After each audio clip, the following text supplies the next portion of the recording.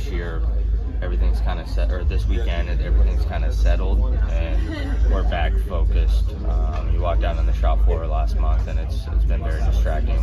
Now we're business as usual before all those rumors started up. So everybody kind of knows, hey, we got what we got. We got to enjoy the rest of the time together. I'd love to stay with this group. I feel like we got great camaraderie, great chemistry. I like working with Drew Blickensterfer. I really like working with all these guys as well on our team.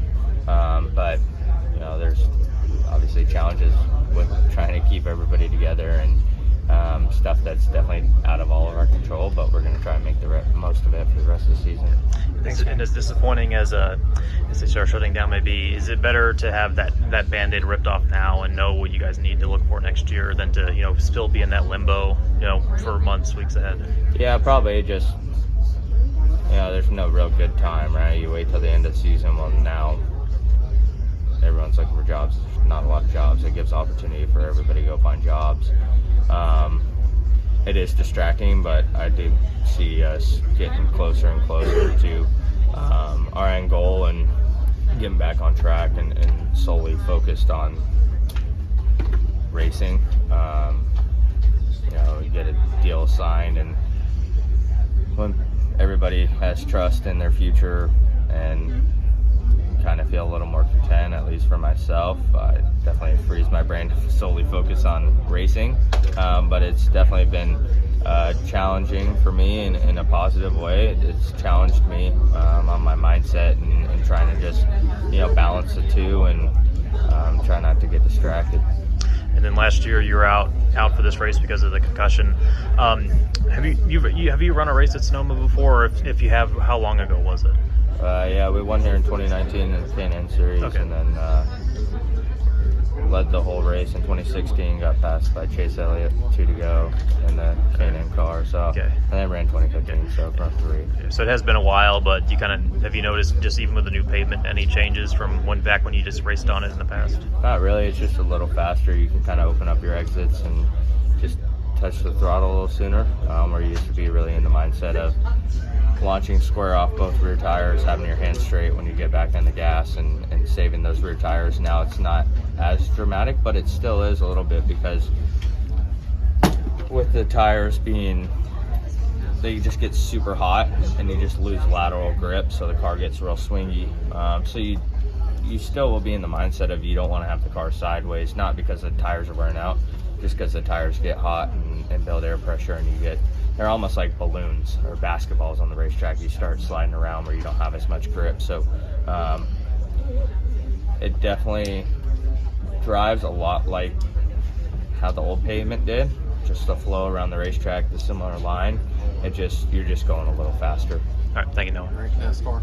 Chase, with the playoff cut line as close as it is, and the stage cautions returning to the road courses, is kind of the course of action going to be stay out and take the points whenever you can? Yeah, for us, where we're at in points, I think we're 10 points back or whatever, so we got to get all the stage points we can. And the hard part is it kind of ruins you for the finish of the race, but the other thing is everybody that we're racing around is probably going to do the same exact thing. So yeah, we say we get 7 points, but the other guys are going to get 9, 8, and 6 and 5. So it's not like you can really gain yourself a whole lot, but you have to take them because the other guys are going to take them. So yeah, I don't know. It will be interesting to see with just how the tire fall off is and stuff like that. I don't know if you see as many guys flipping the stage as you normally would here. So there's a lot of different variables than what we would normally have. But yeah, for us, we have to take the points for sure. And given who you're ahead in the playoff battle chase and who you're chasing in that, just how much more added pressure does it bring on, given that we do have four new winners this year than what we had last year? Yeah, last week definitely was a kick in the gut for us. I'm happy for Austin, obviously, being a really good friend of mine, but for us in our situation, it definitely didn't help. So yeah, we just have to be on it every week, and that's something that, for us to even be in the position that we're in right now, with how bad we've truthfully ran the last 4 or 5 weeks, is encouraging, to be ahead of 2 Cup champions and, be right there in the mix with guys that have been battling for the win. So yeah, hopefully we can have a good couple weeks. This is really the make or break a point. These next 5-6 weeks are going to determine kind of where we end up in the playoffs. So hopefully we can have, a good couple weeks and, started off obviously here with the playoff points and everything else. Even with the recent news, is the team, the chemistry, everyone, is that still, still as great as it was before the announcement that Yeah, I think our group is really, really good, but I mean, it is a challenge. I mean, I'm not going to sit here and sugarcoat it. I mean, we are at a disadvantage. I think, every other team in the field, they only focus on their race car, and that's it, and how to make it better. Where, I mean, I was literally just in the holler 30 minutes ago asking guys if they've had job interviews and stuff like that. So, we're trying to figure out who's hiring, what are we going to do the rest of the year, and then also trying to make our race cars better and how we're going to provide for our families. So, there's a ton of distractions for us, but I think our group has done a really good job of, knowing that we're going to stick it out, and kind of the same thing I've kind of been saying the last couple of weeks. If we're running up front and hopefully winning, it makes finding a job way easier. And to that point, obviously SHR just shutting down is disappointing, but is it kind of better to just have the news now and be able to search while it's still June than to kind of be stuck in that limbo? I definitely think it's better now than wait until October or whatever, especially just with what the silly season market is going to look like. I mean, the earlier you can get ahead of that, the better right now. So, not only on the driver's side, but also the team side, it's nice to, Stewart-Haas, obviously, like you said, it's unfortunate that we're shutting down, but how they did it and letting us know this far early on in advance, it was the right thing to do.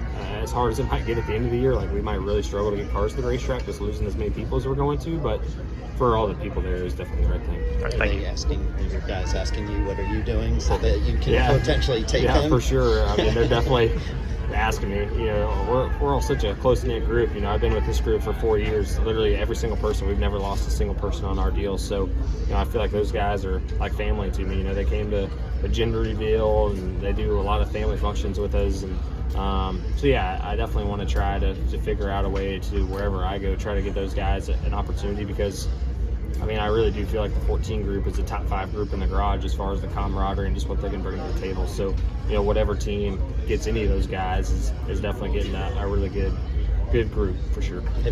Steven Stumpf of Frontstretch.com here. Come back for more great racing videos, and if you like us, don't forget to hit that subscribe button.